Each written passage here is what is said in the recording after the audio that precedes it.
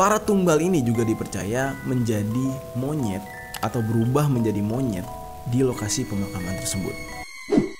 Yo geng, tekan tombol subscribe geng.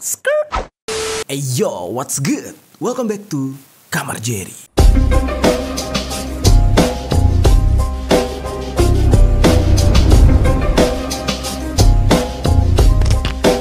Geng. Oke, pembicaraan kita hari ini akan berhubungan dengan misteri-misteri yang ada di Indonesia lagi. Jadi negara kita Indonesia ini banyak banget pembahasan misterinya yang bisa kita angkat gitu ya. Dan kebanyakan cerita-ceritanya itu membuat kita terheran-heran. Cerita yang kita angkat hari ini berhubungan dengan cara orang-orang meraih kekayaan. Berbicara tentang hal ini hanya ada dua pilihan, cara haram atau cara halal. Biasanya yang memakai cara haram itu adalah orang-orang yang menginginkan kekayaan dengan instan. Salah satu cara haram atau cara instan yang digunakan oleh orang kita di Indonesia ada namanya pesugihan. Nah, pesugihan ini adalah sebuah langkah untuk mendapatkan kekayaan dengan cara bersekutu dengan alam goib. Hari ini kita akan membahas ritual pesugihan monyet yang terkenal di daerah Tulung Agung, Jawa Timur. Langsung aja dipermisi, peristiwa misteri dari berbagai sisi.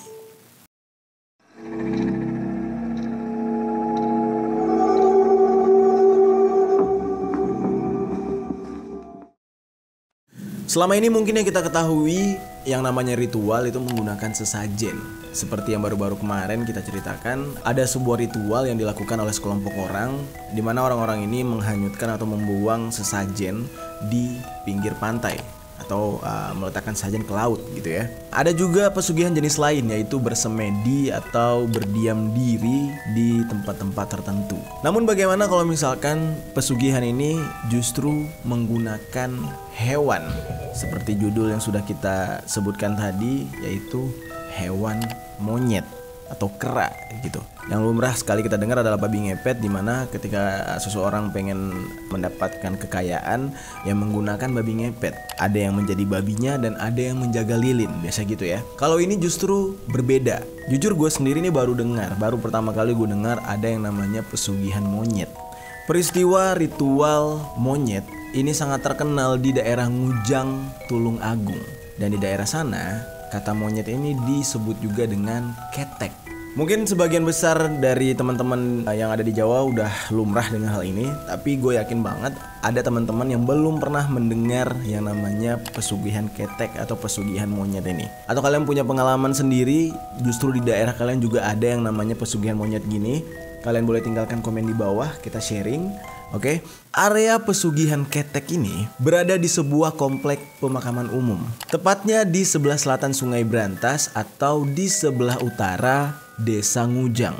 Di tempat ini terdapat dua buah makam di sisi kiri dan kanan jalan, yang mana dua makam ini saling berhadap-hadapan dan terpisah oleh jalan raya tersebut.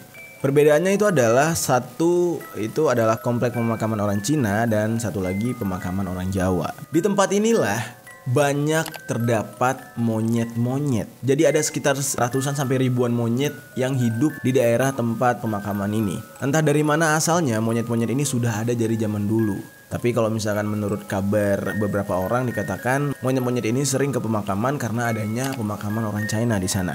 Dimana pemakaman orang Cina kan biasanya tuh ada makanan-makanan yang ditinggalkan atau apa ya sebutannya, gue kurang paham juga. Mungkin kalian bisa tinggalkan komen di bawah apa sih itu yang ditinggalin sama biasa keluarga-keluarga berziarah gitu. Nah biasanya makanan-makanan tersebut diambil oleh monyet-monyet yang hidup di sana, makanya betah gitu ya. Namun tempat ini justru dijadikan lokasi pesugihan untuk meminta kekayaan oleh beberapa orang yang berada di daerah Ngujang tersebut, bahkan sampai orang-orang dari luar Ngujang. Menurut kabar yang beredar, ada beberapa cara untuk melakukan pesugihan di sana. Dan ada seserahan atau mahar yang harus dibayarkan ketika melakukan pesugihan di tempat ini. Dan salah satu maharnya atau syaratnya gitu ya, yaitu si orang tersebut, si orang yang melakukan pesugihan ini akan mendapatkan kekayaan ketika dia hidup di dunia. Namun ketika wafat atau meninggal dunia, dia diwajibkan untuk berada atau tinggal di daerah pemakaman tersebut dengan wujud sebagai ketek atau sebagai monyet. Memang agak terdengar sedikit aneh buat kita ya, tapi ini adalah kejadian nyata yang pernah terjadi di sana.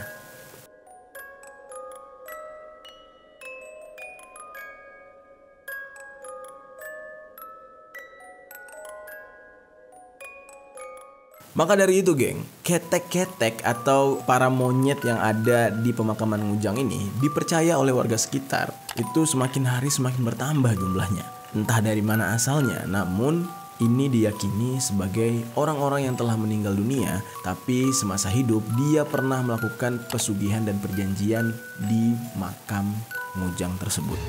Jadi monyet-monyet yang ada di sana itu adalah bekas-bekas orang yang melakukan pesugihan.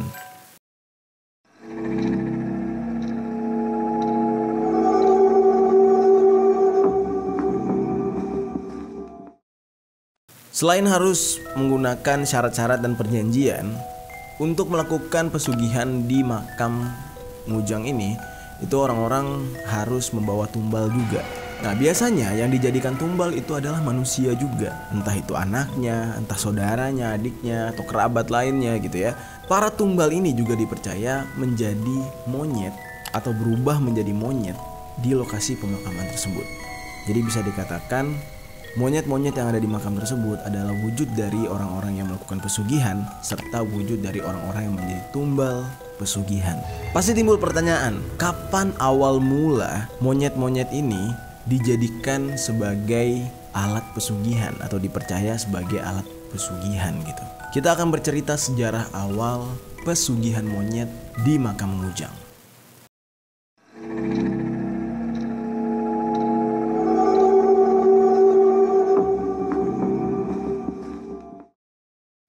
Sejarah berawal dari sebuah pesantren yang berada di desa Ngandru yang berada tidak jauh dari desa Ngujang. Pada suatu hari, ada seorang santri dan santriwati yang sedang bermain di sebuah pohon yang berada di area pemakaman. Namun di zaman itu, ini belum menjadi area pemakaman, masih menjadi sebuah ladang kosong dengan pohon yang rindang. Nah, dua orang murid pesantren ini sedang asik bermain di tempat tersebut dan memanjat-manjat pohon.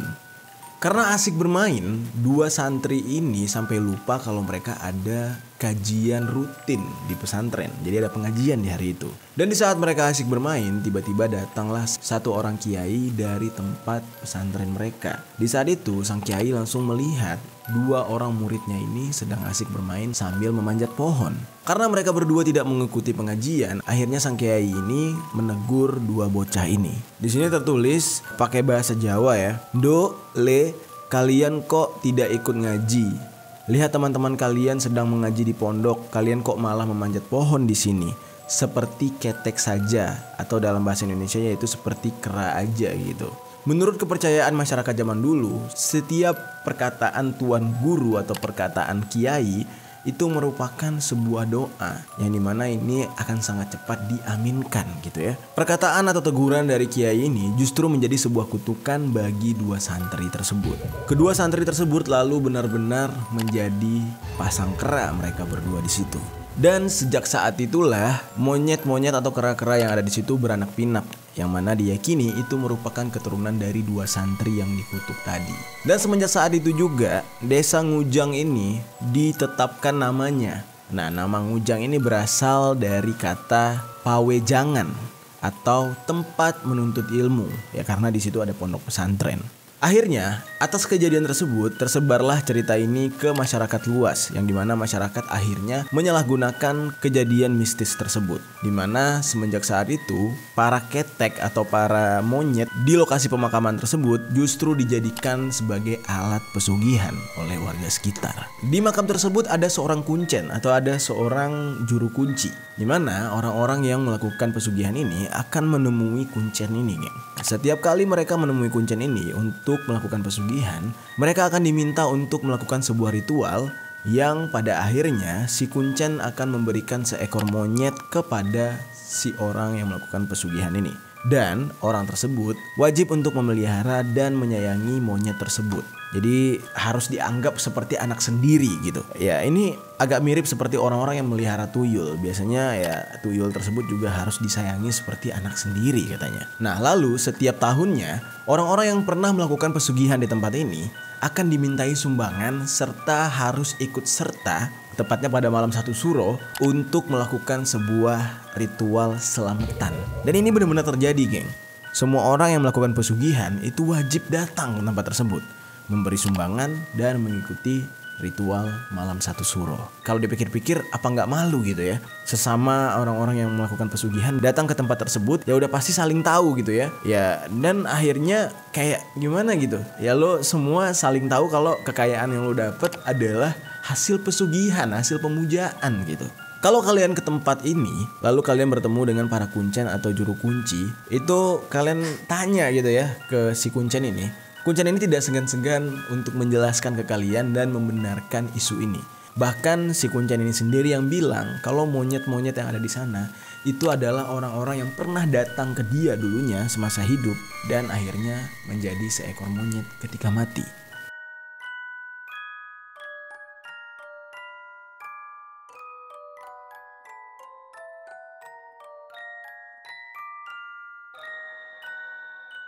Selain itu, tumbal-tumbal yang diminta dari ritual pesugihan monyet ini bisa kita lihat di sebuah sumur yang berada di tengah makam Ngujang ini, geng. Bahkan, puluhan tahun lalu, pesugihan Ngujang ini sempat menjadi sebuah pesugihan yang sangat tersohor atau pesugihan yang sangat terkenal pada masanya. Dan untuk sekarang banyak orang yang menjadikan tempat ini sebagai wisata spiritual. Dan tentunya masih ada orang yang melakukan pesugihan agar mendapatkan kekayaan. Nah ketika melakukan ritual, si pelaku pesugihan ini membawa tumbal seorang manusia, yang mana manusia ini akan diserahkan kepada sosok gaib yang ada di tempat pemakaman umum Ngujang ini, geng. Ketika dia sudah menyerahkan seorang tumbal, yang mana tumbal ini baik dari keluarga atau orang-orang yang bisa dikatakan orang sekitarnya dia gitu. Biasanya tuh ya kalau misalkan nggak menyerahkan tumbal ini, justru yang mati adalah anak kandung biasanya, atau orang yang paling dicintai biasanya. Ketika dia sudah menyerahkan tumbal ini, maka sesaat setelah melakukan ritual, tiba-tiba si pelaku pesugihan ini akan didatangi oleh seekor monyet putih. Nah monyet putih inilah yang harus dia pelihara. Karena dari monyet putih inilah sumber kekayaan dia akan datang.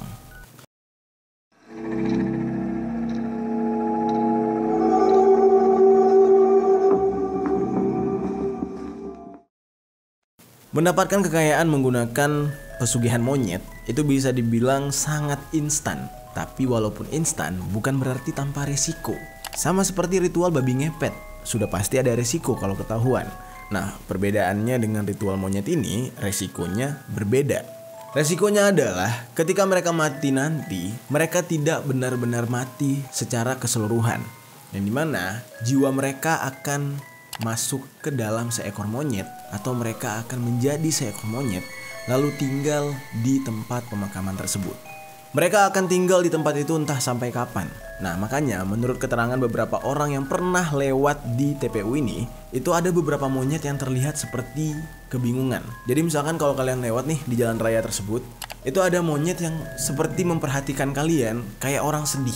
Jadi benar-benar kayak dia jongkok terus kayak sambil ngeliat kalian gitu lewat gitu. Jadi kita bisa melihat semacam wujud seekor monyet, namun sikapnya seperti sikap manusia yang kebingungan gitu. Dari beberapa kejadian yang disaksikan oleh warga sekitar, ada beberapa keluarga yang sempat mengunjungi makam Ngujang ini, yang padahal di tempat ini tidak ada makam keluarga mereka. Namun anehnya, ketika keluarga ini turun dari mobil, mereka membawa bekal pisang. Di saat mereka membawa pisang ke makam tersebut, ada seekor monyet yang menghampiri mereka. Nah, disinilah secara logika ini agak aneh. Biasanya kalau ada manusia yang membawa pisang atau makanan yang disukai oleh monyet, sudah pasti seluruh monyet atau semua monyet yang ada di tempat tersebut akan menghampiri atau datang ke keluarga itu atau ke orang yang membawa pisang tadi. Tapi ini enggak, geng. Yang menghampiri orang yang membawa pisang ini hanya satu monyet aja. Satu monyet yang menghampiri orang tersebutlah yang dipercaya kalau itulah wujud dari orang yang melakukan pesugihan, yang mana dia akan menghampiri keluarganya ketika keluarganya datang membawa pisang tersebut. Namun geng, ada salah satu juru kunci atau kuncen di tempat ini justru membantah berita yang beredar. Dia bilang pesugihan yang dilakukan di makam Ngujang ini justru bukan sebuah pesugihan instan atau bukan pesugihan yang gampang secara langsung mendapatkan kekayaan. Dia mengatakan memang benar banyak orang yang melakukan pesugihan di tempat ini. Dan menurut dia pesugihan tersebut bukan pesugihan hitam gitu katanya.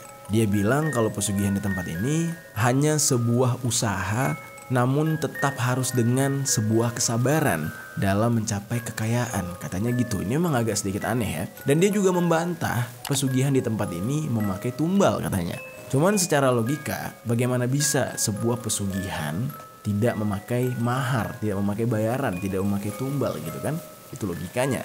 Namun menurut keterangan si kuncen ini juga, sebenarnya di makam Ngujang ini terdapat sebuah pintu gaib, di mana pintu ini yang akan menghubungkan alam nyata atau alam dunia dengan alam gaib.